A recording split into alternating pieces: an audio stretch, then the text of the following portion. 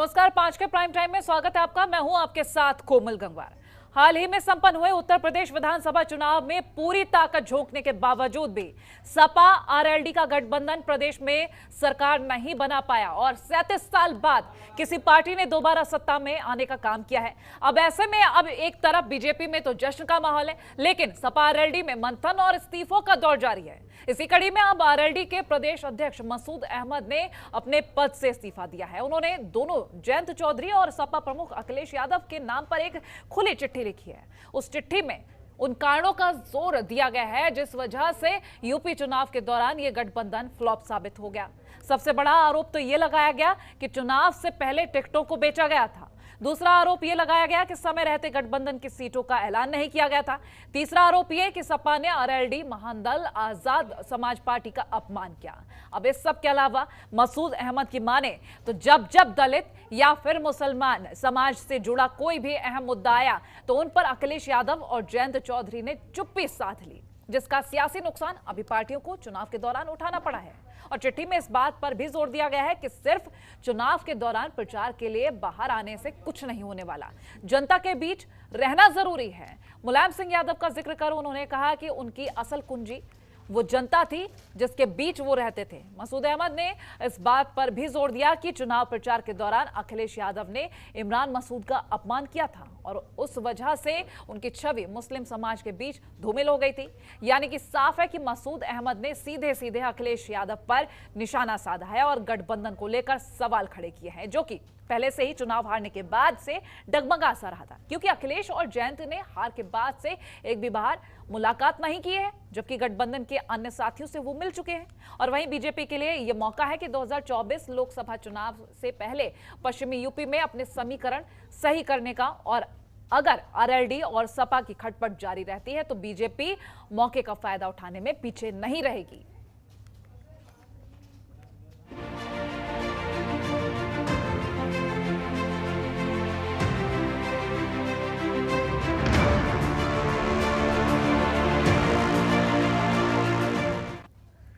गठबंधन में फांस क्या वाकई में आ चुकी है ये फांस, या फिर देख कुछ रहा है और है कुछ और? ये तमाम जो सवाल खड़े हो रहे हैं इनके जवाब लेंगे। हमारे साथ खास पैनल जुड़ रहा है। बीजेपी प्रवक्ता कंचन द्विवेदी जुड़ रहे हैं, आरएलडी नेता इंद्रजीत सिंह जुड़ रहे हैं हमारे साथ, और सपा नेता पुष्पेंद्र यादव, वरिष्ठ पत्रकार प्रेम कुमार हमारे साथ जुड़ चुके हैं। सबसे पहला रुख मैं प्रेम कुमार जी का करना चाहूंगी, वरिष्ठ पत्रकार है प्रेम जी। जिस तरह से हम इस गठबंधन को देख रहे हैं, जब इलेक्शन शुरू होने वाले थे उससे पहले यह जोर दिया जा रहा था कि सपा आरएलडी का गठबंधन इस बार जीत की, लेकिन ऐसा नहीं हो पाया और अब आरोप प्रत्यारोप का सिलसिला शुरू हो चुका है। खुद पार्टी के कार्यकर्ता नेता जो इस्तीफों का दौर जारी है, उन्हीं में से जो वरिष्ठ नेता हैं वही ये सब कह रहे हैं। इन सब को लेकर क्या कह रहा है आपका समीकरण?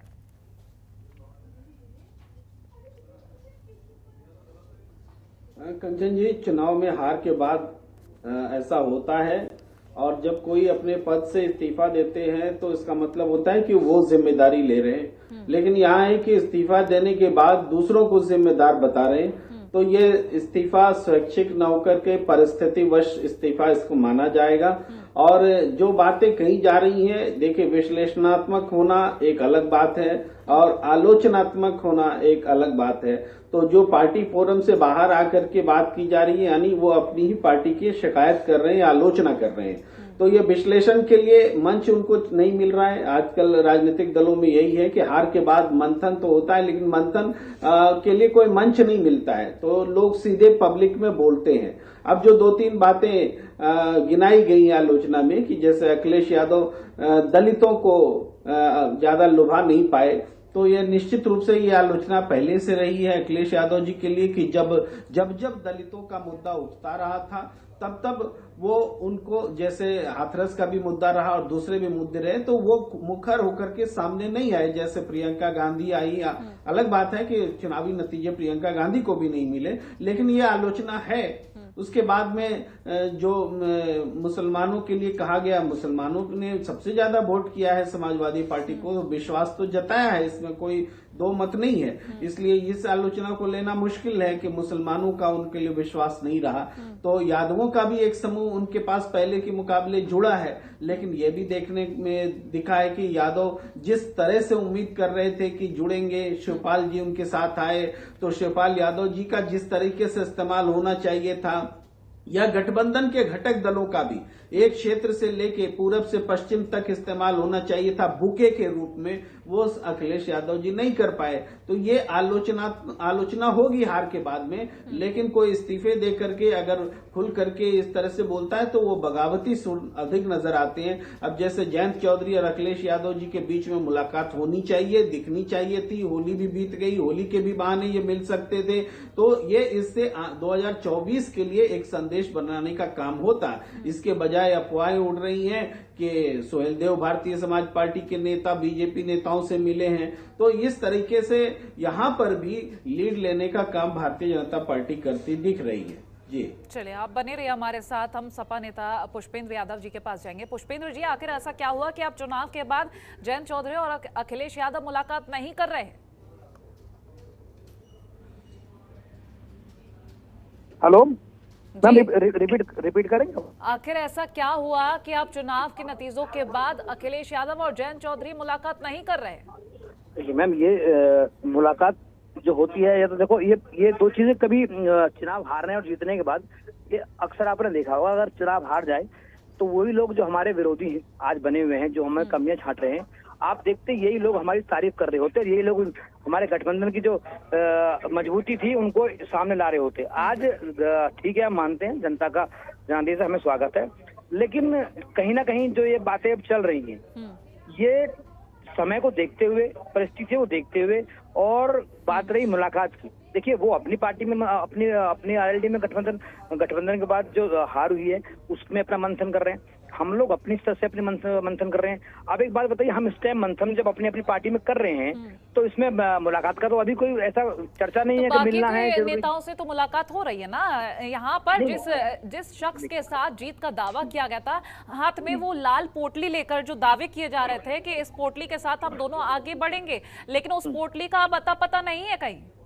नहीं, देखिए मेरा कहने का मतलब ये है, हम अपनी तरफ से जो संकल्प, पोटली का मतलब हमारा संकल्प, हमने जो संकल्प लिया, हमने जो जनता से वादा किया, हमने जनता से संकल्प लिया, लेकिन उस पोटली का मतलब ये नहीं था कि हम दुनिया का जितना भी वोट है वो सब हमारा है। जो हमारे संकल्प से बंधा उन्होंने हमें वोट दिया। लेकिन आज आप ये बात कह रहे हैं पुष्पेंद्र जी, उस वक्त कुछ और ही था कि जनता इस बार सपा आरएलडी के साथ है और जीत हमारी होगी। लेकिन ठीक है, आपकी बात मानी, जनता की चॉइस है, जनता की चॉइस है। लेकिन ये गठबंधन को लेकर हमारा ये सवाल कि गठबंधन में फांस पड़ चुकी है वाकई में क्या? नहीं, ऐसा कुछ नहीं है। गठबंधन में फांस कैसे पड़ सकती, क्यों पड़ेगी? आपने भी देखा, जयंत चौधरी जी का बयान आया, उन्होंने कहा कि मैं लोकसभा में भी सपा के साथ रहूंगा। अब इससे बड़ा और क्या है? मतलब जब उन्होंने स्वयं ये बात कहा कि मैं आरएलडी की तरफ से कह रहा हूँ कि हम सपा से गठबंधन हमारा रहेगा लोकसभा के लिए भी, तो अब इससे आगे क्या बात रहेगी? लोकसभा में तो अभी 2 साल है, उन्होंने अभी कह दिया, तो ये तो अपने आप में दर्शाता है। हाँ, मंथन वो अपना कर रहे हैं, हम लोग अपना कर रहे हैं। कहाँ कमियां रही, कहाँ हम जनता से दूर रहे, उस पर देखा जाएगा, और कहाँ हम अपने प्रेशर डालने में कम रहे, जो अधिकारियों पे जो प्रेशर डाला गया, वो तमाम चीजें हम सब अंदर की बातें सब उन पे हम मंथन कर रहे हैं। बाकी आपके सवाल का 2 टूक जवाब ये है कि गठबंधन कहीं नहीं जा रहा, गठबंधन है और गठबंधन रहेगा, आरएलडी का गठबंधन। और ये जो इस्तीफों का दौर चल पड़ा है, सपा से भी नाराज कई नेता कार्यकर्ता, और आरएलडी का तो जवाब मैं ले ही लूंगी इंद्रजीत जी से। जब चुनाव आते हैं तो हर पार्टी के विधायक इधर से उधर भागते हैं, हर पार्टी के नेता इधर से भागते हैं।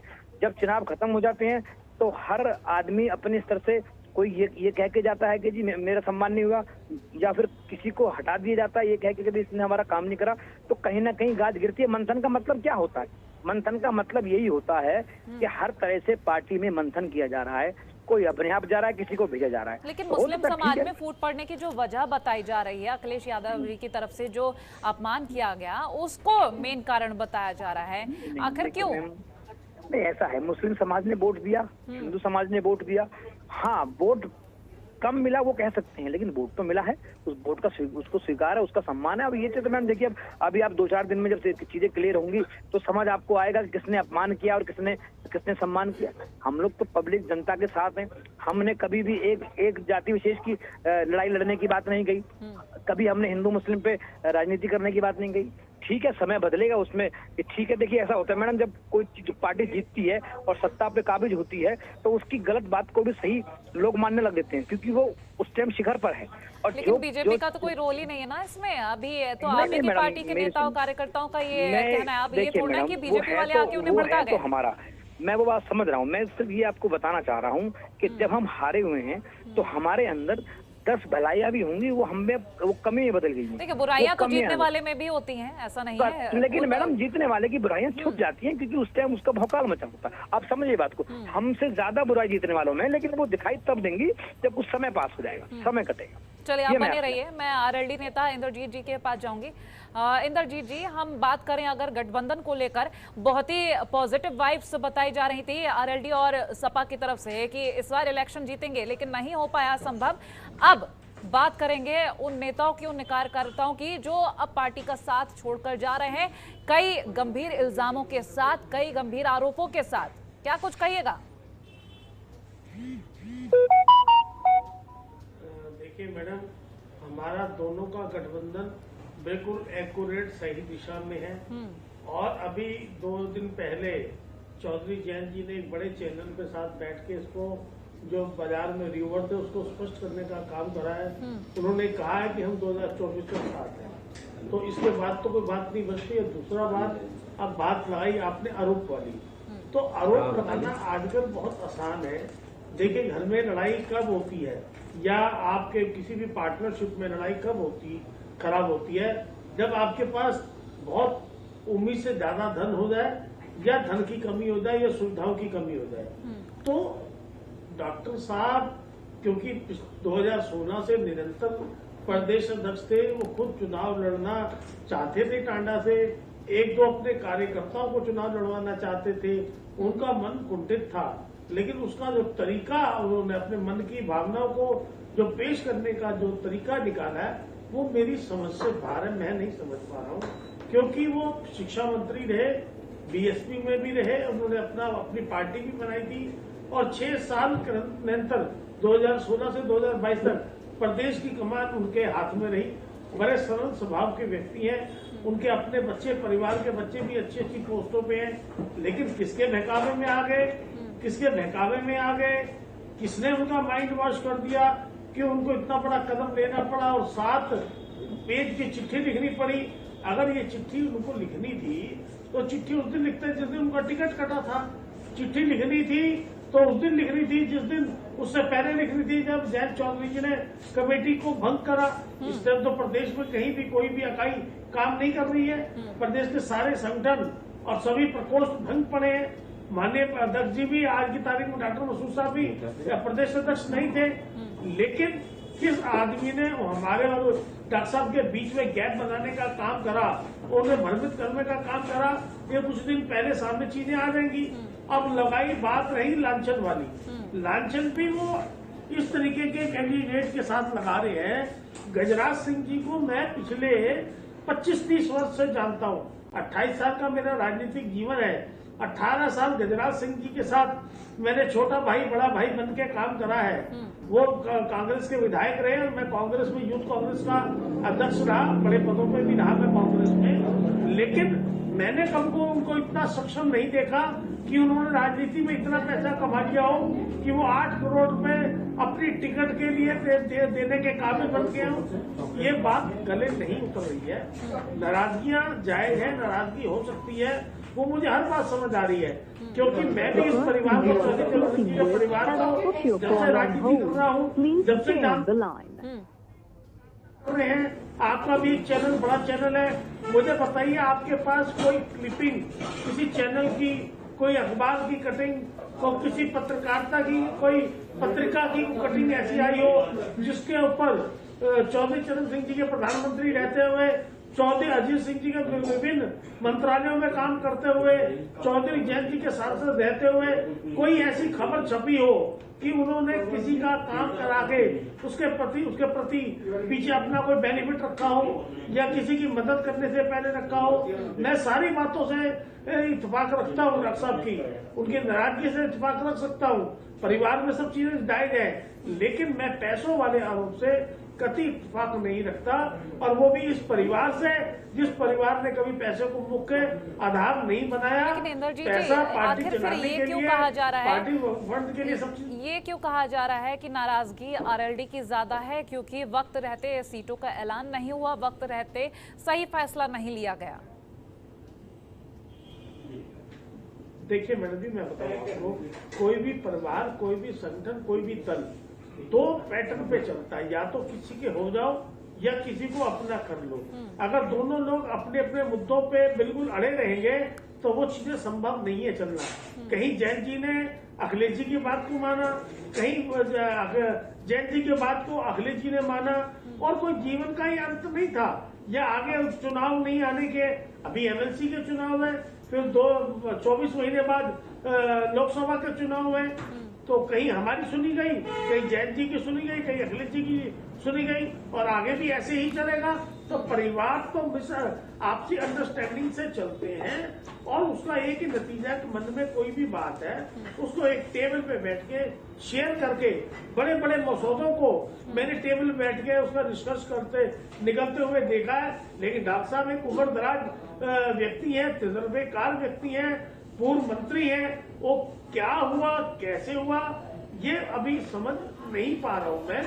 और उसके अलावा जो लांछन, ये भी मेरी समझ से बाहर है। मैंने आपसे कहा है, अगर कभी आपके हाथ में कोई साक्ष्य ऐसा लगे कि इस परिवार के ऊपर पैसे को रिलेटेड कोई बात आई हो तो आप मेरे से साझा कीजिएगा। लेकिन बाकी सारी बातें ठीक है, लेकिन ये बात किसी भी, मैं नहीं, राष्ट्रीय लोकदल में आस्था रखने वाले, चौधरी चरण सिंह जी के परिवार में आस्था रखने वाले किसी भी व्यक्ति के बात ये गले नहीं उतर रही। चलिए आप बने रहिए। बीजेपी प्रवक्ता कंचन द्विवेदी जी का रुख करेंगे। कंचन जी, आपने आरएलडी नेता को सुना, सपा नेता को सुना, हमारे वरिष्ठ पत्रकार मौजूद हैं प्रेम जी, उनका क्या कुछ कहना है इन तमाम सवालों को लेकर? फिलहाल बीजेपी का नाम सामने आ रहा है क्योंकि आरोप प्रत्यारोप का जो सिलसिला शुरू हुआ है उसमें भी बीजेपी का हाथ बताया जा रहा है, और ये भी कहा जा रहा है बुराइयां तो होती हैं, सभी में होती है, जीतने वाले हारने वाले में, लेकिन जीतने वाले की कहीं ना कहीं छिप जाती है क्योंकि भौकाल होता है। क्या कुछ कहिएगा?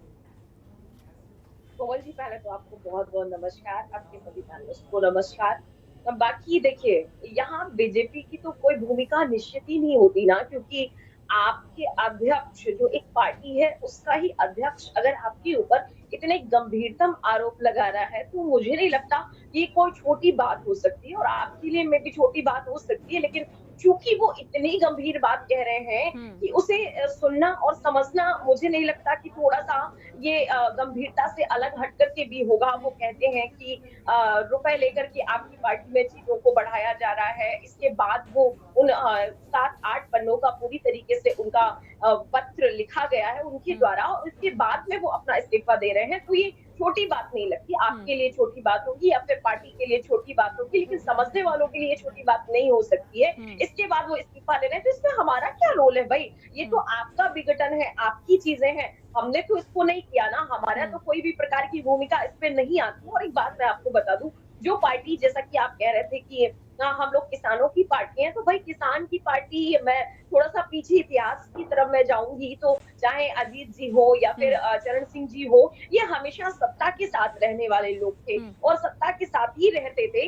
इसके बाद भी अगर मैं किसानों की बात करूं कोमल जी, तो फिर एक प्रश्न मेरे दिमाग में आता है, एक क्वेश्चन उठता है कि आप किसानों के नेता थे तो फिर भाई आपको तो किसी और मंत्रालय का काम लेना ही नहीं चाहिए। आप मंत्रालय लेते, लेकिन कृषि मंत्रालय लेते ना, आप कोई और मंत्रालय लेने के इच्छुक ही कैसे हो सकते हैं अगर आप किसान नेता हैं? तो मेरे दिमाग में ये क्वेश्चन आता है, और हर किसी के समझदार के दिमाग में क्वेश्चन आना चाहिए, क्लिक करना चाहिए। बाकी मैं जयंत जी की बात कर लूं तो उनमें तो वो चीजें शायद होंगी नहीं जो अजीत जी में है थी, या फिर मैं थोड़ी उनकी पुरखों की बात कर लूं तो पुरखों से उन्हें थोड़ा सा पूछना और समझना चाहिए कि आखिरकार ऐसा क्या था कि हम बार बार हार जा रहे हैं और आप लोग हमेशा सत्ता के साथ रह जा रहे हैं। तो यही बात है, जब मेरा सवाल रहेगा आरएलडी नेता इंद्रजीत सिंह जी से जाटों को लेकर, क्योंकि बहुत ज्यादा कहा गया था कि पूरे जाट जयंत चौधरी जी के साथ हैं। लेकिन उससे पहले कंचन जी, एक और सवाल मेरा आपसे, क्योंकि लोकसभा चुनावों की तैयारियां कही जा रही हैं और अभी भी यही कहा जा रहा है कि आरएलडी और सपा का गठबंधन 2024 के लिए तैयारी कर रहा है और कोई फांस नहीं पड़ी है। फिलहाल ये टक्कर जो देखी गई विधानसभा चुनावों में कड़ी टक्कर मानी जा सकती है, क्योंकि सीट्स में बड़ा उतार चढ़ाव देखा गया है। इसको किस तरह से लेती है, किस तरह का कंपटीशन 2024 के इलेक्शंस में मिल सकता है? देखिए, फांस की बात करें तो इस पर तो आज हम डिबेट ही कर रहे हैं कि किस प्रकार की फांस पड़ी है, तो ये तो कहने की वाकु हो गए केवल की फांस नहीं पड़ी है। बाकी मैं आने वाले अग्रिम चुनावों की बात कर लूं तो इसमें ठीक है, आप बहुत अच्छे से भूमिका में थे अभी तक, लेकिन फिर भी चुनाव के बाद, विधानसभा चुनाव के बाद हमारे पास आपके ही लोग आ गए, 8 सीटें हमारे पास आ गई। इसके बाद हम उच्च सदन में बहुत अच्छी महत्वता के साथ में होते हैं और अब हमारे साथ जो अगला चुनाव आने वाला है, हमें पूरा विश्वास है ये चुनाव जिस प्रकार से विधानसभा चुनाव हमने बहुत अच्छे से जीता है, इसी प्रकार से हम आगे वाला चुनाव भी बहुत अच्छे से जीतने वाले हैं। बाकी आप लोग तो खुद ही नहीं संभाल पा रहे हैं, आप अपनी पार्टी को नहीं संभाल पा रहे हैं, हमारी भी बहुत बड़ी पार्टी है। इस प्रकार का कहीं कोई कहीं कोई विघटन नहीं है किसी भी प्रकार के गठबंधन में, लेकिन आप लोग इतनी सी बात पर भी यहाँ वहां हो जा रहे हैं। की बात है कि बहुत छोटी छोटी चीजें हैं और बहुत छोटी छोटी चीजों में पार्टी बिखरने वाली है, तो ये सोचने और समझने और गंभीरता की बात है कि आपको सबको सोचना चाहिए कि हमारी पार्टी कैसे बचेगी। और हम दूसरों पर आरोप लगाने से अच्छा है पहले अपने आप को देखें। ऐसा बिल्कुल नहीं होता। मुझे थोड़ी सी बात खटक रही है कि आपने बोल दिया कि हम जीत गए हैं इसलिए हमने कोई भी कमियां है वो छुप गई, नहीं, ऐसा नहीं होता। जो सत्ता में आ जाता है ना, उसकी और भी ज्यादा गंभीरता के साथ में जिम्मेदारी बढ़ जाती है। और हाँ, विपक्ष उसके लिए कुछ भी बोल सकता है, कुछ भी बोलता है, और हाँ, उनको पूरा अधिकार होता है कुछ भी बोलने का, लेकिन हाँ, थोड़ा तथ्यात्मक बोलेंगे या फिर थोड़ा सा अगर आप सार्थकता के तहत बोलेंगे, तर्क ना करके तर्क के तहत बोलेंगे तो अच्छा लगता है और उसका स्वागत भी होता है। लेकिन आप कुतर्क करेंगे तो थोड़ा सा सत्ता में बुरा लगेगा, लेकिन हम लोग तो कुछ भी नहीं बोल सकते ना, ये हमारे अधिकार में नहीं आता। हमारे अधिकार में आपको सुनना आता है। अगर आप तर्क करेंगे तो सत्ता सुनेगी, स्वागत के साथ सुनेगी, और कुतर्क करेंगे तो वो हमें स्वीकार नहीं होगा। और जिस प्रकार से आप अपने ही आप में लड़ रहे हैं, कुतर्क का सवाल तो यहाँ जनता ही संभाल लेगी कंचन जी, कुतर्क तो यहाँ जनता ही संभाल लेगी, क्योंकि जनता पहले से बहुत ज्यादा स्मार्ट हो चुकी है। वरिष्ठ पत्रकार प्रेम जी का रुख कर लेते हैं। प्रेम जी, आपने इन सभी नेताओं और प्रवक्ताओं की बातें सुनी, क्या लगता है आपको किस तरीके का निष्कर्ष निकाला जा सकता है? कंचन जी, देखिए, इलेक्शन के बाद में खास करके आरएलडी के प्रदेश अध्यक्ष ने इस्तीफा दिया और चिट्ठी में ऐसी ऐसी गंभीर बातें लिखी हैं, तो ये इसको यूं ही खारिज कर देना समस्या से मुंह मोड़ने की जैसा है। आप देखेंगे कि समाजवादी पार्टी के गठबंधन में अगर समाजवादी पार्टी ने लगभग हर तीसरी सीट पर जीत हासिल की है, 350 के करीब उम्मीदवार खड़े किए, 111 जीते, तो हर तीसरी सीट वो जीतती है। और आरएलडी को देखिए 33 सीट लड़ती है और 7 सीट जीतती है, 5 में 1 का जीत का औसत है। तो आरएलडी का परफॉर्मेंस बहुत ही खराब रहा, और वो खराब रहा तो उसका अगर प्रदेश अध्यक्ष बता रहा है कि हमारी टिकटें बेची गई हैं तो बहुत गंभीर बात है। और कई ऐसे लोग, ऐसे विधायक रहे लोग या उम्मीदवार बने लोग होते हैं जो कि इलेक्शन के समय में चाहे जिस पार्टी से टिकट लेकर के आ जाते हैं। ये लोग बिना पैसे के ऐसा कर पाते हैं क्या? ये तो जनता भी जानना चाहती है। आरएलडी में भी ऐसे नेताओं को टिकट मिली जो किसी पार्टी से आए और अचानक टिकट ले लिए, तो ऐसा भी हुआ। तो ये दूसरी पार्टियों में भी हुआ। मैं जब ये कह रहा हूँ आरएलडी का, तो इसलिए कह रहा हूँ कि आरएलडी के अध्यक्ष ने पद छोड़ते हुए ये बात कही है, इसलिए ये चीजें राजनीति में का अहम हिस्सा हो गई हैं कि लोग इस तरीके से दल भी बदलते हैं और अचानक चाहे जिस पार्टी से टिकट लेकर के आ जाते हैं। तो पैसों का खेल होता है उम्मीदवारी में, ये बात इस चिट्ठी से प्रमाणित हुई है। अलग बात है कि एक दल की बात सामने आई है, सच्चाई तो ये है कि सब दल में ऐसा ही हो रहा है, ये एक फैक्ट है। दूसरी बात है कि जो समाजवादी पार्टी के वोट काफी बड़े हैं, आप देखिएगा कि लगभग 30,000 से ज्यादा एवरेज हर कंस्टिट्यूएंसी में वोट बढ़े हैं। तो वोट उसके बड़े, आरएलडी भी पिछले बार के मुकाबले बहुत अच्छा प्रदर्शन किए, लेकिन जैसा माहौल लग रहा था कि ये क्रैक कर देंगे इलेक्शन और जीत सकते हैं। पश्चिमी उत्तर प्रदेश में किसान आंदोलन का इतना बड़ा समर्थन था, सब कुछ के बावजूद ये नहीं कर पाए। तो कमियां थी तब तो नहीं कर पाए, आपके पास कुछ कमियां थी तभी तो नहीं कर पाए। और उसमें अगर कोई ये बात कह रहे हैं, बता रहे हैं कि समाजवादी पार्टी ने छोटे छोटे दलों को साथ वो कह रहे हैं अपमान किया। मैं कह रहा हूं कि कम से कम साथ लेकर के चलना, बड़े मंच पर दिखना, ये मैसेज देना कि हम सबको साथ लेके चल रहे हैं, जो रूठे थे उसको मनाना, ये सब चीजें तो नहीं दिखी समाजवादी पार्टी के गठबंधन के तौर पे देखा जाए तो। इस चीज की कमी तो रही है और आकलन करना पड़ेगा। चूंकि लोकसभा चुनाव जब 2024 आएगा तो इन वोटों पर भारतीय जनता पार्टी की नजर है, क्योंकि बीजेपी का प्लान 80 सीटों पर जीतने का है। और वैसा वो इसलिए वो सुहेलदेव भारतीय समाज पार्टी को भी अपनी ओर मिलाएंगे और जयंत चौधरी पर भी डोरे डालेंगे। याद होगा पहले भी विधानसभा चुनाव के दौरान भी जयंत चौधरी की तरफ में उन लोगों ने काफी कोशिश की थी, कोशिश की थी और वो कोशिश जारी रखेंगे। तो ये चीजें चलेंगी। आज जयंत चौधरी इनकार कर रहे हैं, लेकिन कल को यही बातें जब जम जाएंगी कि हमें आपस में मुलाकात तक नहीं हुई, बात तक नहीं हुई, तो फिर साथ रहने का फायदा क्या। इस रूप में अगर वो सामने आएगी तो वो फिर हट भी सकते हैं। तो इस चीज को सामने दिखाना, दर्शाना और स्ट्रॉन्गर बॉन्ड जो है और स्ट्रॉन्गर होगा, इस चीज को बताना नेताओं का काम है और अभी से ये बात शुरू हो जानी चाहिए। जी बिल्कुल। पुष्पेंद्र जी, क्या कहना है आपका? क्योंकि अगर हम बात करें मुलाकातों के दौर का, वाकई में इस हार के बाद ये दौर और तेजी से चलना चाहिए था, नहीं चल रहा है। लेकिन लोकसभा चुनावों को देखें तो बीजेपी की नजर है इन वोट्स पर। जिस तरह से प्रेम जी ने कहा कि 80 सीटें, पूरी की पूरी नजर। फिलहाल तैयारी कैसी है? क्योंकि अगर आपस में जब मुलाकात ही नहीं होगी, बात कैसे आगे चलेगी? किस तरह से गठबंधन सफल होगा? नहीं मैडम, वो ठीक है। देखिए, गठबंधन सफल होना ना होना ये अब 24 की बात है। देखिए, हमने इस चीज को पहले स्वीकार कर लिया, बार बार हम इसको स्वीकार कर रहे हैं कि ठीक है। लेकिन जो बात कही 24 की चुनाव की, अब हम उसकी तैयारी में लगेंगे। लेकिन मैडम उसका मतलब उस जगह ये जीते हैं, इनको मंथन करने की भी जरूरत नहीं, क्योंकि ये अपने अब सब सपोज करिए जो टाइम ये मंत्री और विधायक बनाने में जो बने हैं इनके, उनको मंत्री बनाएंगे, मंत्रिमंडल का गठबंधन करेंगे, तो वो अपना उसमें टाइम उनका लग रहा है। हम लोग टाइम उसी टाइम को अपना मंथन में और इन चीजों में कर रहे हैं। इसका मतलब ये नहीं है कि हम लोग 24 के चुनाव को नहीं देख रहे हैं। हारे हैं, हिम्मत थोड़ी हारे हैं।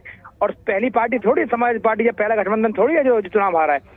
तमाम तरह के भारत में, हिंदुस्तान में और गठबंधन होते हैं, हारते हैं जीतते हैं। आप देखिए वहीं जहां जहां बीजेपी हारी है, अभी पंजाब में भी बीजेपी हारी है, चलो एक जगह जहां हारी भी है, और उससे पहले भी हार जीत कांग्रेस हारी है। हर जगह गठबंधन होते हैं, हार चलती रहती है। तो ये कहना कि गठबंधन में फाट अभी से पड़ गई है, 24 को देखना चाहिए। 24 को देखेंगे, 24 की तैयारी करेंगे। लेकिन अभी हमारे लिए महत्वपूर्ण ये है कि अपने संगठन में कहाँ कमी रही, हम लोग कहाँ कमजोर रहे, उसको मंथन करना हमारे लिए मजबूत हो। हम लोग अभी उसी चीज में लगे हुए हैं, अपने मंथन पे लगे हुए हैं। अपने इस चीज से सहमत है कि वक्त रहते डिसीजंस नहीं लिए गए, सीटों का ऐलान नहीं हुआ? देखिए मैडम, ऐसा होता है कभी कभी। मैंने फिर आपसे कहा कि एक्शन का रिएक्शन लेट या जल्दी आता रहता है। लेकिन ये है कि कभी भी कोई पार्टी अपने लिए गलत निर्णय तो लेगी नहीं, लेकिन वो कितना सच और कितना झूठ साबित होता है, कितना कारगर और कितना नुकसानदेह साबित होता है, वो टाइम पे बताता है। कहीं ना कहीं हमसे चूक तो हुई है, तभी तो हम लोग आज अपनी उन सीटों पर जो सीटें हमने 100-125 सीट ऐसी हैं जहां हम बहुत कम अंतर से हारे, तो कहीं ना कहीं कमी रही। हाँ, जनता ने जनादेश बढ़ाया, 32% हमको वोट दिया गया और जनता की तरफ से जो प्यार मिला उसको हम सम्मान देते हैं। और आपने देखा होगा समाजवादी पार्टी का जब से गठन हुआ है तब से और आज तक लेकर जितनी वोट इस बार समाजवादी पार्टी को मिली है वो कभी नहीं मिली। वो हम जनता का स्वागत करते हैं। आगे से इल्जाम लगाया गया है टिकट्स बेचने का, इसको कैसे? मैडम देखिए मैडम, फिर आप बताइए, समाजवादी पार्टी पे आज तक कभी भी लेकर जब से गठन हुआ है आज तक समाजवादी पार्टी पे कभी भी किसी ने पैसे लेने का आरोप नहीं लगाया। ये तो आप समझ सकते हैं इन चीजों को कि जो चीज बिल्कुल ही जिनका कोई मतलब नहीं, बिल्कुल कोई मतलब एक तरह से बवाल कटवाना चाह रहे हो पार्टी में अंदर से फूट, लेकिन इनकी जो ये रणनीति है वो कामयाब नहीं होंगी। कहीं ना कहीं हर आदमी कहीं ना कहीं किसी चीज में लिप्त होता है। लेकिन समाजवादी पार्टी इस बात से बिल्कुल आपसे आश्वस्त करती है, हमारी पार्टी में कभी भी जीवन में और ना इससे पहले पैसे के लेन देन के लिए, ये तो विधायक की बात कह रहे हैं आप, छोटे से लेकर बड़े जो जिला पंचायत के होते हैं पीडीसी के होते हैं, उसमें भी कभी कोई ऐसी बात नहीं आई समाजवादी पार्टी के लोगों ने किसी को खरीद फरोख्त काम किया हो। हाँ, वहीं उलट अभी आपने देखा होगा डीएम और एसडीएम चुनाव लड़ाएंगे, तो मैडम कहीं ना कहीं तो देखिए इन चीजों का होता है। 125 सीटें जो हमने हारी हैं, आप क्या समझ रहे हैं? जनता ने, हाँ वहाँ हमारा मार्जिन कम था, यही हमारा नुकसान था। अगर वहाँ मार्जिन ज्यादा होता तो आज परिणाम कुछ और होते। वहाँ प्रेशराइज किया गया, उसका नुकसान हमें हुआ, हम स्वीकार करते हैं। ठीक है, आपके पास लौटूंगी। इंद्रजीत जी, आपके पास आना चाहूंगी। हम जाटों के समीकरण को लेकर बात करेंगे। जाट और किसान, जयंत चौधरी जिस मुद्दे को लेकर सबसे आगे चल रहे थे वो जाट और किसान थे कि ये तो हमारे साथ है ही, लेकिन उल्टा देखा, जो कहा जा रहा था कि सभी जाट जयंत चौधरी के साथ आगे बढ़कर नजर आएंगे, लेकिन कहीं ना कहीं वो 50-50 होते हुए नजर आए या 75-25 होते हुए नजर आए। इसको किस तरह से देखेंगे 2024 में, किस तरह से लीजिएगा? देखिए मैडम जी, मैं आपको बताऊं, जो मेरा तजुर्बा कहता है, कोई भी चुनाव और कोई भी मकान अकेले सीमेंट से और अकेले सरिये से और अकेले रोड़ी बदरपुर से नहीं बनाया जाएगा। उसके लिए सब चीज चाहिए, ईट, रोड़ी, बदरपुर, सारी सामग्री चाहिए। ऐसे ही अगर आपको कुछ चुनाव लड़ना है तो केवल एक कास्ट पे आप चुनाव नहीं लड़ सकते हैं। आपका सर्वमान्य हर जाति, हर धर्म में आपका समावेश होना चाहिए, आपकी हर बिरादरी तक पहुंच होनी चाहिए, तभी आप चुनाव जीत पाएंगे। ये कहना ये हमारी पार्टी, ये जाटों की पार्टी है या हम हैं किसानों की पार्टी, और किसानी करती है 36 बिरादरी। 36 बिरादरी का वोट हमको पहले भी मिला है और आगे भी मिलेगा। हमारे पास कुछ नहीं था खोने को, हमारे पास 8 सीटें हैं और 10 सीटें ऐसी हैं जिनपे हम 2000 से नीचे से मार्जिन से हम हारे हैं।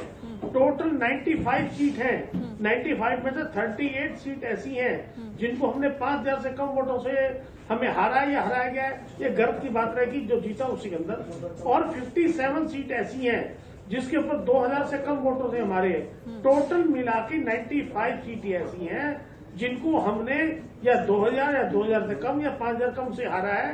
और लोकदल की इंडिविजुअली 2000 से कम हम 9 सीटों में 10 सीटों पे हारे हैं। हमें जनता ने अपना मैंडेट दिया है, अपना प्यार दिया है, सहयोग दिया है। क्या कमी रही, हमें 2024 में क्या क्या और आगे प्लानिंग करके जनता के बीच में जाना है, इस पे पूरा फोकस है। एक बात। दूसरी बात मैं आपको बताऊं, जो सत्ताधारी पार्टी को जो पब्लिक ने मैंडेट दिया है, ये इनके लिए बड़ा चैलेंज की सीट है, बड़ी कांटों भरी सीट है। मैडम बहुत जल्दी इनको किसानों पे एमएसपी लानी पड़ेगी। किसानों के लिए अगर आपको काम करना है 2024 के बीच में, आपको फिर किसानों के बीच में जाना है, तो जो वायदे आपने करे हैं वो आपको पूरे करने पड़ेंगे। एमएसपी पे बिल लाना पड़ेगा। 14 दिन के अंदर किसानों की गन्ने की पेमेंट करनी पड़ेगी। आपको हरियाणा से बिजली सस्ती किसान को देनी पड़ेगी। आपको गन्ने की पेमेंट किसानों को हरियाणा से ज्यादा देनी पड़ेगी। आपको युवा को रोजगार देना पड़ेगा। आपको शिक्षा भर्तियां करनी पड़ेंगी। आपको इन कामों पे काम करना पड़ेगा। जिस वायदे के साथ आप जनता के बीच में जीत के आए हैं, अगर ये दोबारा से काम नहीं करेंगे तो ये चुनाव तो हर 6 महीने बाद, साल बाद जनता के बीच में आते रहेंगे। हमें जनता के बीच में जाना है। जनता अब बहुत समझदार हो गई है, वोट के माध्यम से अपना जवाब देती है, अपने मुंह से नहीं बताती। मेरा अपना वो बेटा भी अगर वोट डाल के आया होगा तो वो भी मुझे पूरी तरीके से नहीं बताएगा जब तक वोट न निकल जाए। जनता बहुत अवेयर हो, किसी से सज्जन और दुश्मनी, किसी से अपनापन नहीं दिखाती। वो जनता आज की तारीख में देखती है कि मेरा भविष्य कहाँ है, मेरा भारत कहाँ खड़ा है, मेरे भारत की तरक्की कैसी होगी, मेरी विधानसभा की तरक्की कैसी होगी, मेरे सुख दुख का साथी कौन है, मेरे हित की बात कौन कर रहा है, मेरे साथ जैसे कोरोना जैसी बीमारी में अगर भगवान ना करे को दोबारा से आती है तो मेरे साथ कौन खड़ा होगा। अगर मेरे को थाने कचहरी का काम है तो कौन सा विधायक मेरे सुख दुख में खड़ा होगा, कौन मेरी बिटिया की शादी में, कौन सा विधायक और कौन सा एमपी मेरे बिटिया की शादी में मेरे परिवार का हिस्सा बनेगा। इन सब चीजों पर वोट दिया जाएगा। जाति धर्म के नाम पे अब वोट मिलने वाला नहीं है। मैडम जी, मैं आपको बता दूं, ये तो हर किसी को समझना चाहिए कि जाति धर्म के नाम पर वोट नहीं मिलने वाला है, फिर चाहे कोई सा भी दल हो। ये तो मैं आपसे भी कहूंगी, ये मैं सपा नेता पुष्पेंद्र जी से भी कहूंगी, क्योंकि जो ब्राह्मण समाज को साधने के लिए जो मीटिंग्स की जाती रही हैं, बैठकें की जाती रही हैं, वो कोई फायदेमंद नहीं होंगी, क्योंकि जनता अच्छे से जानती है जिस मुद्दे को इतना गरमा के दिखाया गया वही उसी जगह से सबसे ज्यादा वोट मिले बीजेपी को। तो ये तो आपको भी मैं बताऊंगी और बाकी के और भी दलों को बताऊंगी। कंचन जी के आपके पास आऊंगी। फिलहाल सपा नेता और आरएलडी नेता का यही कहना कि किसी भी तरीके का कोई फर्क नहीं पड़ता, गठबंधन यूं ही बरकरार है। जी बिल्कुल, जैसा कि आप बता रही हैं कि जहां से इन लोगों ने आग उठाई है वहीं से हमारे ही पक्ष में ही आग आ गई, हमारे लिए ठंडक का माहौल हो गया। जैसे कि मैं आपको थोड़ा सा उदाहरण दे दूं, अगर ये जाट के किसानों को अपना मानते हैं, वही जाट किसान, थोड़ा सा फर्क देखिए आप कि जब हम 2017 में उन जाटों की संख्या को, परसेंटेज को देखें तो हमें वो बहुत कम मिलता है। यानी कि हमको मिला उनका 2017 में 38% और इस बार हमको जाकर के बढ़ जाता है 54% हो जाता है, और इनको कितना है 33% इस बार मिला हुआ है। तो यही से पता चल जाता है कि जो जहां पर भी आग चला रहे हैं उसकी ठंडक हमें मिल रही है, आग नहीं मिल रही है। तो अगर ये जाटों के नेता होते या फिर जाटों के हितकर होते तो फिर ये ऐसा करते ही क्यों? क्योंकि पॉइंट तो सीधा वहां इनके बुजुर्गों से शुरू हो जाता है ना। कि अगर आप जाटों के हितैषी होते तो आप सिर्फ दिल्ली के नेता नहीं कहे जाते, आप केवल एक दूसरे पक्ष के मंत्री नहीं कहे जाते, आप किसान मंत्री होते, आप कृषि मंत्री होते, वहीं से शुरू हो जाती है चीजें। तो ये साफ साफ इस बार आपको परसेंटेज में ठीक कह रहे हैं आप, ये सही बात है। जो हमारी जनता है वो हमें मुंह तोड़ जवाब देती है अपने वोटों के माध्यम से। तो आपको दिया ना कि अगर हमने जो भी चीजें हैं, मुद्दे नहीं उठाए होते, लाइट की आप बात करें, आपके टाइम पर बिल्कुल नहीं आती थी, हमने भरपूर तरीके से लाइट दी, तो इसका मुद्दा आपके ऊपर जनता ने आपको मुंह तोड़ जवाब दिया ना। आप नहीं है उस मुकाबले में, आपके लिए आपने आवाज उठाई कि हम किसानों के लिए कर्जा, तो हाँ आपने वादा किया था, अखिलेश जी ने वादा किया था हम आएंगे कर्जा माफ करेंगे, लेकिन नहीं किया। हमने उठा करके 36,000 करोड़ के लोगों का, किसानों का हमने कर्जा माफ कर दिया। तो बिल्कुल किया, ये आपके मुंह पर आपको जवाब जनता देकर के गई है इस चुनाव में। आप कहते हैं कि हमने बेटियों के लिए कुछ नहीं किया, आप क्या जानते हैं कि हमने स्नातक तक के लिए, हमने पूरी टोटल पढ़ाई हमने गरीब बच्चों के लिए, कन्याओं के लिए फ्री कर दी है। जी आपके पास आ रही, आप नहीं कर सकते। तो ये सारी चीजें हैं, इन्हीं मुद्दों पर आप सच कह रहे हैं, इन्हीं मुद्दों पर जनता देखती है और ये प्रमाण आपके सामने निश्चय किया गया है, ये दिखाया गया है कि आपको ये सब वाक्य तो बोलने की आवश्यकता ही नहीं है, क्योंकि जनता ने आपको बोलकर बता दिया है वोटों के अनुसार। क्योंकि आप अभी बोलेंगे तो जस्ट मेरे द्वारा जवाब खा जाएंगे या जनता के द्वारा जवाब खाए हुए हैं, आप अपने आप से ही जवाब खा जाएंगे। इसलिए ऐसा आप बोले ही ना अभी, क्योंकि इन सारे मुद्दों पर हमें जनता ने वोट किया है और हम शासन पर बैठे हुए। चलिए इंद्रजीत जी कुछ कहना चाह रहे हैं, उनकी भी सुन लेते हैं, आऊंगी मैं आपके पास, बोलिए। देखिए मेरी बहन कह रही थी कि ऐसा हुआ है वैसा हुआ है, लेकिन मैं अपनी बात चालू करने पहले फिर दोबारा कह रहा हूँ, जनता का जनादेश सर माथे पर, हम उसका स्वागत करते हैं।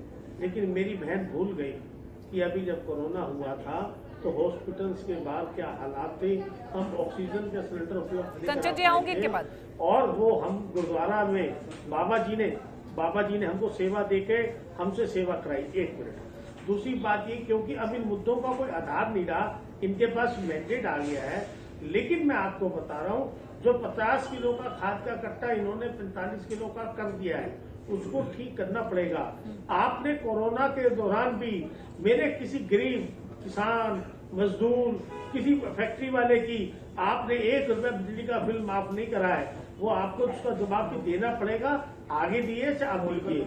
आपने कहीं भी किसी भी स्कूल में स्कूल वालों की पूरी हटमर्दी रही, पूरी दादागिरी से उन्होंने फीस बच्चों के लिए कोरोना के दौरान, क्योंकि बहुत ज्यादा तादाद में मेरे अपने क्षेत्र में बहुत ज्यादा सत्ताधारी पार्टी के लोगों के स्कूल हैं, ना आपने बिजली के में इमदाद दी, ना आपने स्कूलों की फीस में इमदाद दी, ना आपने ऑक्सीजन के सिलेंडर उपलब्ध कराए।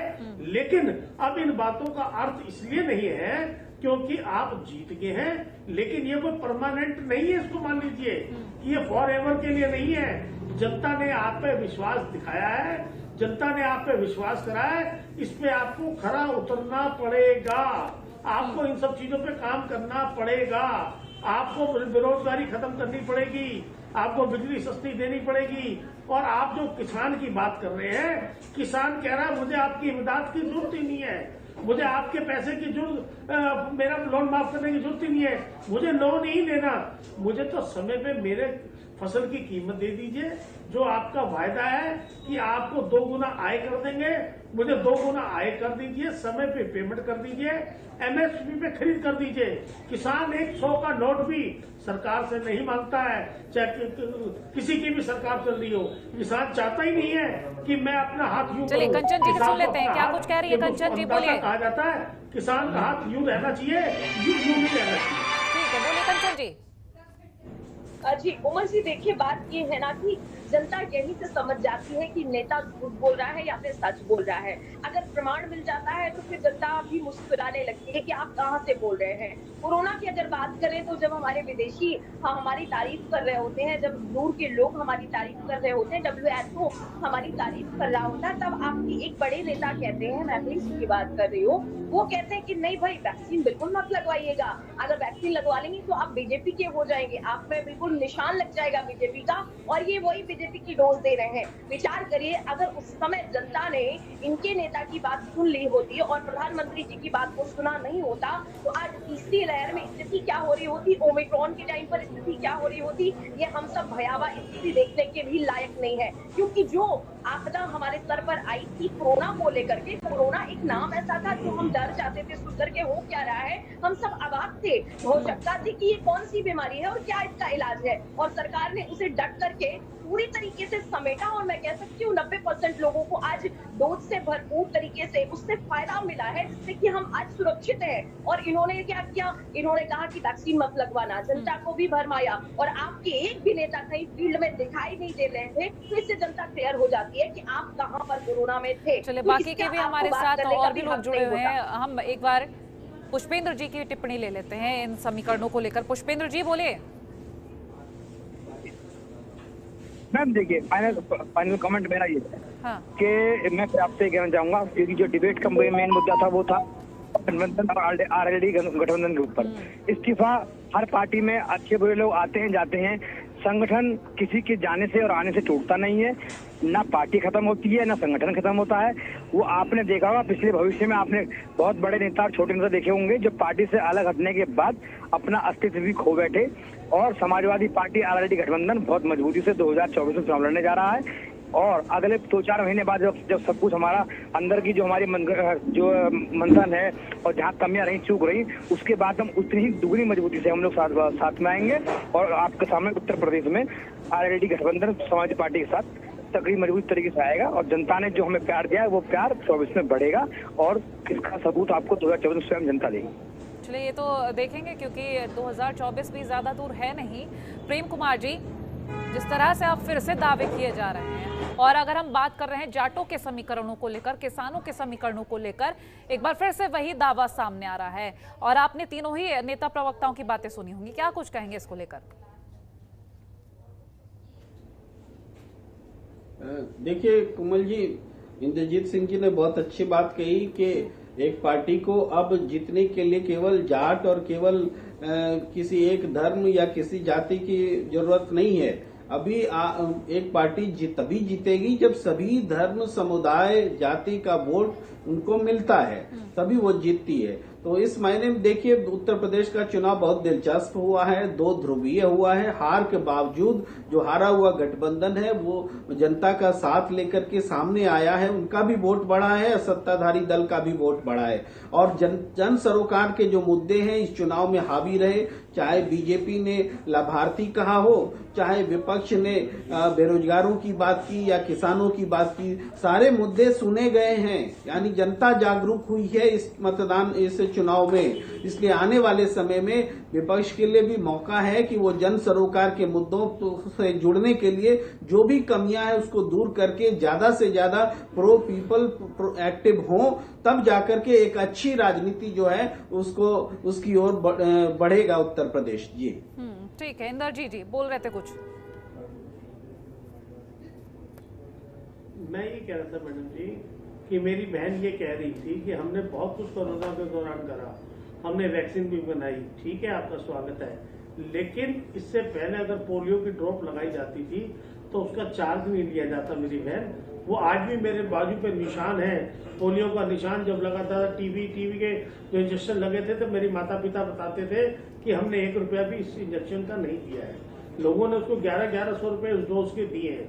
खैर कोई बात नहीं, लेकिन आपको मैं बताऊं कि किस तरीके से नदियों में लाशें बहती हुई दिखाई दी, छुपा हुआ कंचन जी, मैं आऊंगी आपके पास, सुन लेते हैं ये मुद्दे क्योंकि चले नहीं। हाँ जी, मैं आऊंगी आपके पास, आप बात रखिएगा, पहले पूरी बात सुन लेते हैं। मेरी बहन, मैं बीच में नहीं बोलता हूँ, मैं बीच में बोलने वाली डिबेट नहीं करता हूँ। मैंने बड़ा साइलेंट हाँ बोलिए, अपनी पार्टी के लिए झूठ बोलिए, मानवता के लिए झूठ मत बोलिए। कंचन जी उनकी बात पूरी होने देते हैं। ठीक, बोलिए इंदरजीत जी। कोमल जी, हाँ। देखिए, जिन मुद्दों को लेके हम जनता के बीच में आए थे, हम जनता को कितना समझा पाए नहीं समझा पाए ये तो आपके सामने रिजल्ट्स है। लेकिन अगर महंगाई का मुद्दा था, 200 रुपए सरसों का तेल हो गया, ये मेरा बनाया हुआ मुद्दा नहीं था, फैब्रिकेटर मुद्दा नहीं था। ये जो सिलेंडर 300-400 रुपए का, ये 1000-1100 रुपए के होगा, ये मेरा बनाया हुआ मुद्दा नहीं है, ये पब्लिक का मुद्दा था। गन्ने किसान की पेमेंट का मुद्दा मेरा बनाया हुआ मुद्दा नहीं था। आपने, क्योंकि लाभार्थियों को एक ऐसी स्टेज है, कुछ ने तो इस फ्री के राशन को खाना ठीक नहीं समझा, उन्होंने कहा कि हमको तो रोजी रोजगार दीजिए, कब तक आप फ्री राशन खिलाएंगे। वो हमारे साथ खड़े हो गए और जिन्हों को फ्री में राशन ले गए, अच्छा लग रहा था, वो आपके साथ खड़े हो गए। लेकिन ये मुद्दे थे, 1000 रुपए सिलेंडर वाला मुद्दा था, 200 रुपए तेल वाला मुद्दा था, पर जितने मुद्दे हम समझा पाए वो हमको मिल गया। बाकी मुद्दे जो नहीं समझ पाए, इसमें हमारा कोई नुकसान नहीं हुआ। जिनकी भर्तियां नहीं हुई थी शिक्षक की, ये उन्होंने नुकसान उन्होंने करा है। ये नौकरियां जिनको नहीं मिल रही थी, ये नुकसान उन्होंने अपना करा है। ये 1000 रुपए का सिलेंडर पे रोक नहीं लग पाएगी, ये उन्होंने कहा है। ये डीजल 100 रुपए से ऊपर महंगा बिकेगा, ये उनका नुकसान हुआ है, हमारा नुकसान नहीं हुआ। एक बात को खत्म करूंगा, आपने देखा है कि एक पार्टी ने बिल्कुल इनकी पार्टी के आगे सरेंडर कर दिया और आपस में इनको ये कह दिया कि जहां हमारा कैंडिडेट हार रहा हो तो आप सपा को मत जिताइए, आप दूसरी पार्टी बीजेपी को जिता दीजिए। ये आपने चुनावों के बीच में देखा होगा, जब एक पार्टी जो दूसरे नंबर की पार्टी बीएसपी पार्टी, प्रदेश की पार्टी, इससे पहले सरकार या तो सपा की होती थी या बीएसपी की होती थी, एक सेकंड नंबर की पार्टी का 1 या 2 विधायक रह गए हों, कांग्रेस जैसी पार्टी जो 125 साल पुरानी पार्टी है, उसका 1 या 2 विधायक रह गए हो। जब 2 पार्टियां एक पाले में खड़े हुए, 2 पहलवान अगर कुश्ती ही नहीं लड़ेंगे तो फिर कुश्ती जीतेगा कौन और हारेगा कौन? ये आप समझ लीजिए। 2 पहलवानों ने तो पहले दिन ही सरेंडर कर दिया, वो लड़े ही नहीं। तो बहुत सारे कारण रहे, इस पे मंथन चल रहा है, इस पे मंथन करके काम किया जाएगा और 2024 में फिर जीत हासिल करी जाएगी और अब से ज्यादा जीत हासिल करी जाएगी और केंद्र सरकार में दखल रखा जाएगा। ये मुझे आशा ही नहीं, उम्मीद है। कोमल जी, चलिए आप बने रहिए। कंचन जी बोलिए अब अपनी बात। जी, मुझे लगता है कि बहुत वरिष्ठ हैं जो भी बोल रहे हैं प्रवक्ता हमारे, लेकिन ये बात थोड़ा सा मुझे जमती नहीं और आप भी शायद अपने हिसाब से जमा नहीं पा रहे, क्योंकि आप सिर्फ मुख से बोल रहे हैं हृदय से नहीं। कोई भी पार्टी हो, बीएसपी की अगर मैं बात करूं तो कोई भी अपने हारने के लिए लड़ता नहीं है, सभी लोग अपने जीतने के लिए ही लड़ते हैं और ऐसा कभी नहीं होता। तो फिर आपकी अगर मैं बात कर लूं तो जब आपके साथ में, अखिलेश जी के साथ में जब मायावती जी आई थी, बुआ बबुआ वाला सिस्टम हुआ था, तब आपने ये बात क्यों नहीं की और आपको क्यों बीएसपी ने जिता नहीं दिया? तो ये सारी चीजें ठीक नहीं है। राजनीति पॉइंट वहीं तक अच्छे लगते हैं, थोड़ा अपने आप को भी देख लेना चाहिए कि हम में आखिर ऐसी कमी क्या होगी जिस वजह से हम हार गए। इन चीजों को अब आपको देखने की आवश्यकता है, जरूरत है। और जो पॉइंट आपके खराब है, गुंडागर्दी मिटाइए, अपनी दादागिरी हटाइए, जो आप लोग गुनाह करते हैं वो हटाइए, इन चीजों पर फोकस करिए। जो आप वादे करते हैं उनको कहिए। कर्ज माफी की बात करके आप मुकर गए, आप एमएसपी की बात करके मुकर गए, आप आलू किसानों की बात करके मुकर गए। आप केवल ख्वाब देखने वाली पार्टी बन जाएंगे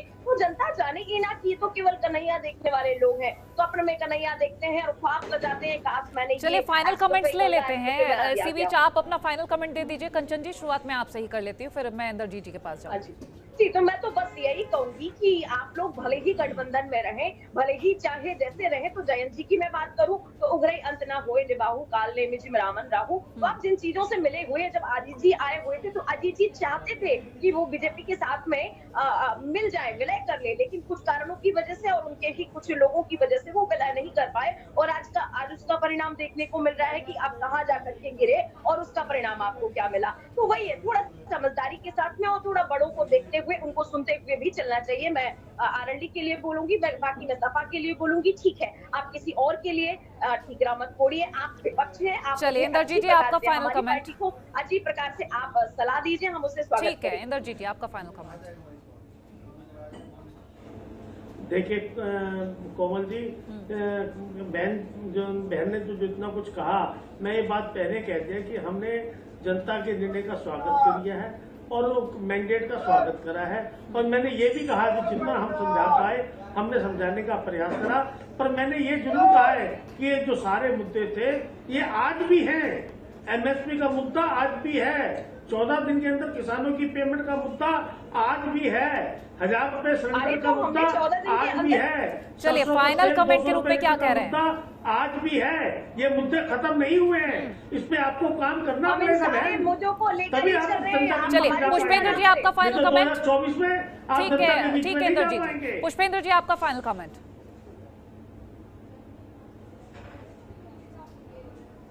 पुष्पेंद्र जी मेरी आवाज मिल रही है आपको?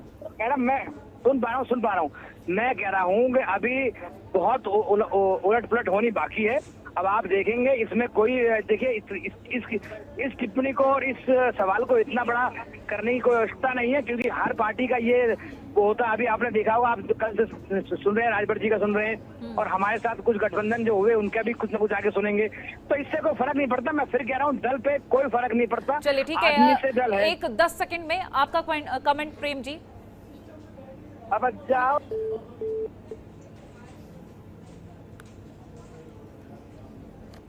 पक्ष है उसको अभी संभलना होगा, सैद्धांतिक रूप से भी लड़ाई लड़नी होगी, कार्यकर्ताओं के बीच में जोड़ना होगा, अपनी पार्टी को मुद्दों से जोड़ना होगा।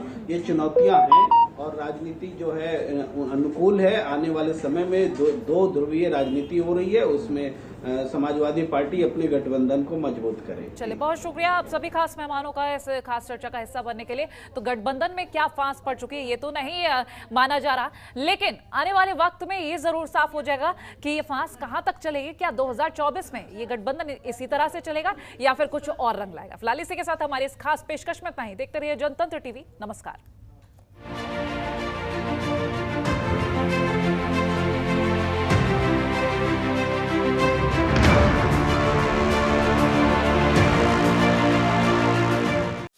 खबरों के निष्पक्ष विश्लेषण के लिए सब्सक्राइब करें Jantantra TV and press the bell icon. Never miss any update.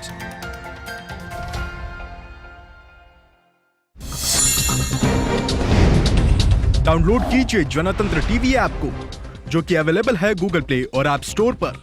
अधिक जानकारी के लिए अभी डाउनलोड करें।